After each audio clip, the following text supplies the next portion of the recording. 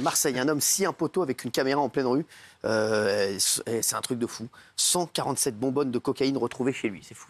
Oui, en fait, ça s'est passé fin octobre à Marseille. D'abord, sur le contexte du quartier. C'est le quartier de Belzins, dans le 1er arrondissement de Marseille. C'est un quartier qui est rongé par l'insécurité et par le trafic de drogue, au point que vous avez une université qui est juste à côté, qui avait dû fermer ses portes l'année dernière, parce qu'elle n'était pas en mesure d'assurer la sécurité de ses étudiants. Et donc, la mairie, face à cela, a décidé effectivement d'installer une caméra, mais pas n'importe quelle caméra, une caméra perchée sur un très long poteau, pour pas que les dealers aient accès à cette caméra et puissent mettre de la peinture dessus. C'est ce qu'ils font habituellement. Mais la mairie n'a même pas eu le temps de poser la caméra, elle a mis seulement le poteau, que pendant la nuit fin octobre, vers minuit et demi, les dealers sont arrivés avec une disqueuse. Les images d'ailleurs tournent sur les réseaux sociaux et on les voit vraiment scier le mât. Bon, ce qui est, oui, on va peut-être voir les images. Continue en off, voilà. Oui, bien sûr. Et alors, bien sûr, comme ils ont fait ça en pleine rue, à une heure pas si avancée de la nuit, minuit et demi, je le rappelle, et que la scène a été filmée, qu'il y avait des témoins, les policiers ont eu un signalement assez précis des auteurs. Ils ont cherché pendant des heures dans les rues alentours pour essayer de retrouver ces auteurs. Ils ne les ont pas trouvés. Mais coup de chance, vers 4 heures du matin, cette nuit-là, un équipage tombe sur un des auteurs présumés, l'identifie formellement, l'interpelle, et cet homme, il était ivre. Et il portait sur lui effectivement 147 bonbonnes de cocaïne. Donc le lien entre cet acte et le trafic de drogue, évidemment, ne fait pas trop de doute.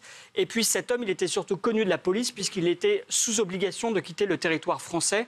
Et j'ai contacté le parquet de Marseille tout à l'heure, mais je n'ai pas de réponse sur les suites judiciaires. Très bien. Merci, Amaury. On va passer à un autre sujet, s'il vous plaît. Merci. C'est bon, on a vu. Député LFI, présent flagrant délit d'achat de drogue. Il y a des terribles révélations, c'est incroyable. Ça a rebondi encore aujourd'hui. Oui, c'est ça. C'est fou. Écoutez, ça, c'est fou. Donc pour rappel, le 17 octobre, il est interpellé en flagrant délit. Il est en train d'acheter de la drogue à Paris à un mineur. La police arrive et l'interpelle. L'information avait été révélée par Valeurs Actuelles. Et depuis, on a découvert qu'en fait, pour alimenter son train de vie, et notamment sa consommation de drogue, qui était très importante en 2023, eh bien son salaire de député, qui est de 7 600 € brut, ne lui suffisait pas. Et donc, il a puisé dans ses indemnités de frais de mandat. Alors, les indemnités de frais de mandat, pour comprendre, c'est en gros un compte bancaire sur lequel il y a de l'argent qui arrive tous les mois, auquel les députés ont accès, qui n'est pas un salaire, mais ils peuvent y avoir recours dans le cadre de leur exercice pour acheter par exemple des fleurs dans le cadre de commémoration, pour louer un local, pour acheter des cartes de visite, pour s'habiller, etc. Et donc lui a puisé dans ses indemnités de mandat jusqu'à 25 000 €, ce qui est quand même énorme, au point d'ailleurs qu'il a fait un découvert de 8 000 €. Et évidemment, ce qui est assez scandaleux, c'est que cet argent, je le répète, ce n'est pas son salaire, ce n'est pas de l'argent à lui, c'est de l'argent public qui doit le servir dans le cadre de ses fonctions. Alors de son côté, lui a indiqué qu'il avait remboursé l'intégralité de cette somme en demandant de l'aide à ses proches. Et aujourd'hui, je rappelle qu'il est toujours en arrêt maladie et qu'il attend de pouvoir être hospitalisé pour être interné et pouvoir se sevrer de son addiction. Kylian Mbappé. Oui, la source est bonne pour indiquer qu'il va mal, c'est Didier Deschamps. Oui. C'est Didier Deschamps, après le match France-Israël hier, d'abord réticent à parler. Alors, moi, je ne crois que sur un Kylian Mbappé, je ne crois que Géraldine Maillet. Ah, pardon, excusez-moi. Géraldine ? Non, c'est bon, non, merci, c'est bon. On a déjà souffert hier, on ne va pas souffrir tous les jours, merci. Après le match relancé par Vicente Lizarazu, en qui il a confiance, il s'est un peu lâché, Deschamps. Il a dit... Mbappé est dans une situation compliquée, je suis derrière lui, il passe la période qui n'est pas la plus heureuse de sa carrière, il avait envie de venir mais c'est mieux en ce moment de ne pas le retenir pour lui. Tout le monde a droit d'avoir une période compliquée et il parle d'aspects physiques et psychologiques. Et ça relance la thèse de la déprime ou du burn-out, du mal-être de Mbappé. C'est corroboré par le Real Madrid parce qu'à Madrid, il a eu des pressions du président et de l'entraîneur qui lui ont dit maintenant c'est bon. Tu prends le leadership dans le vestiaire, tu es venu pour être une star, tu assumes. Et on dit même que pour le relancer un peu, une fois que le joueur Modric quitterait le Real, avec son numéro 10, Modric, Mbappé pourrait prendre ce numéro 10. Oui. Là, il a le 9. Le 10, c'est un peu le symbole de l'homme phare de l'équipe.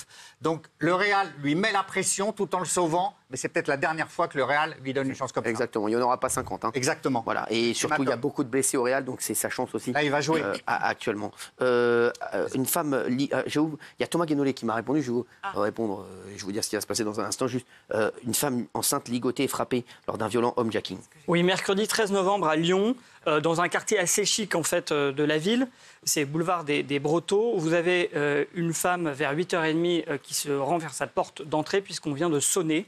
Cette femme, elle est enceinte et lorsqu'elle ouvre la porte, eh bien, il y a 2 hommes qui lui sautent dessus, qui la frappent immédiatement et qui ensuite la ligotent, elle ainsi que son père qui se trouvait également dans l'appartement. Alors, c'est ce qu'on appelle habituellement un homejacking, c'est-à-dire que c'est à la fois l'aspect cambriolage, parce qu'ils ont fait ça évidemment pour voler ce qu'il y avait dans l'appartement, et en même temps avec la séquestration, ce qui est très violent pour les personnes qui se retrouvent victimes de ces faits.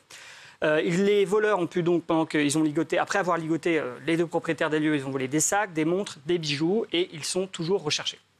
Merci Amaury. Il y a Thomas Guénolé qui m'a répondu concernant son tweet, etc. Bonsoir Cyril, j'ai attendu de voir l'émission pour t'écrire. Je suis choqué et très étonné que plusieurs chroniqueurs voient traîtrise et lâcheté là où il n'y en a pas. Je n'ai piégé personne. J'ai fait un geste symbolique de soutien. Je t'avais proposé de te prévenir de ce que je prépare avant les émissions. Ça, c'était avant, parce qu'il me disait que tu veux que je prépare ce que je te dis, ce que je vais dire dans l'émission. Vous savez que je ne veux jamais savoir ce que vous dites dans l'émission, parce que je ne veux pas savoir. Voilà. Après, si vous faites des... Voilà, là, forcément, si vous vous habillez un jour, s'il y en a un qui vient nu, s'il ne me prévient pas, à un moment, je vais dire, bon, voilà, t'aurais pu me prévenir. Voilà, donc c'est pas tout à fait pareil. Thomas, voilà. Il y a un mec qui va arriver à poil, je dis, oui, t'aurais pu, mais c'est vrai que voilà. Donc sur ce que vous dites, c'est vrai que je ne demande jamais, voilà, de ce que je ne veux pas savoir, parce que sinon ça deviendrait chiant. Je t'avais proposé de te prévenir de ce que je prépare avant les émissions. Tu m'avais dit de préférer avoir la surprise. Je n'ai rien dit durant l'émission parce que la pochette me suffisait. Quant au tweet post-émission, j'en fais presque après chaque émission. Amitié, Thomas. Donc Thomas, il sera de retour lundi, puisqu'aujourd'hui il a été voilà, écarté parce qu'on ne fait pas voilà, ce qu'on veut. Il sera de retour lundi et on pourra en discuter avec lui. En tout cas, c'est bien qu'il m'ait écrit. Voilà, je préfère ça. Donc voilà, il faut vite qu'on passe à autre chose. Et puis c'est pas non plus un drame. Voilà, c'est pas une affaire dramatique. Voilà. Et moi, je sais que malgré ce que vous pensez, je pense quand même que Thomas est une bonne personne. Après, il apprend, voilà, tous les jours. Voilà, au sein de l'émission et il apprend à nos côtés. Et c'est vrai que c'est pas un spécialiste de la télévision. Après, vous savez que je suis toujours dans la tolérance et le pardon. Voilà, voilà, je suis beaucoup plus tolérant que vous. Souvent, c'est ce que vous me dites. Ouais. Voilà, et moi, donc, j'attends Thomas lundi autour de la table pour qu'il puisse s'expliquer. Et moi, vous savez, je suis... voilà, il n'a rien fait pour moi d'éliminatoire. Je suis désolé. Voilà, il aurait pu me prévenir, c'est tout. Ah oui. Donc, c'est rien de grave. On passe à autre chose et puis on continue l'émission comme d'habitude. Voilà, déjà aujourd'hui, il n'est pas là. Je suis obligé de me taper Sacha Elbaz. Donc, je peux vous dire que c'est pas facile. Merci. Allez, oui, vous vouliez dire quelque chose? J'ai des amoureux. Allez-y. Alors, Tony Parker, très amoureux de sa femme Agathe Tessier. Je sais pas si vous pensez vraiment qu'il y a un chroniqueur un jour qui va dire alors, Tony Parker, pas du tout amoureux de sa femme. Vraiment. C'est arrivé, on les annonce souvent ici. Oui. Non, il est très amoureux, il a loué le château de Versailles. Oui. Je ne savais pas qu'on pouvait louer le château de Versailles. Bien sûr qu'on peut. Moi, j'étais à une bar mitzvah. Ouais. Au château de Versailles. Je vous jure que c'est vrai. Et c'était un Tunisien qui avait fait la bar mitzvah. Il avait loué le château de Versailles. Tout le château. C'était exceptionnel. Tout le château. Il y avait un banquet comme ça. Tous les invités étaient là. Et le problème, c'est qu'il y avait des mecs en coupe de Louis XIV avec des merguez comme ça. Merguez. Je vous jure que c'est vrai. L'histoire est vraie. Qui veut des merguez?